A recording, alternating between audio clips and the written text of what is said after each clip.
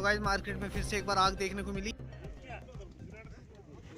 ये क्यों नहीं बुझा रहे अभी?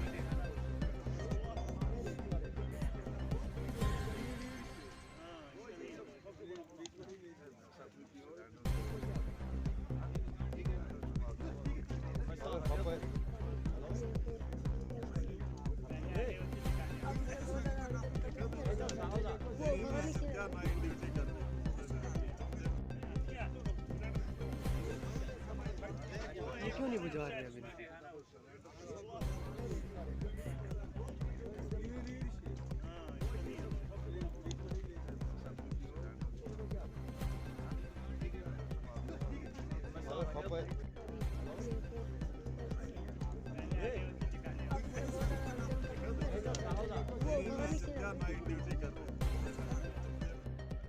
तो गाइस मार्केट में फिर से एक बार आग देखने को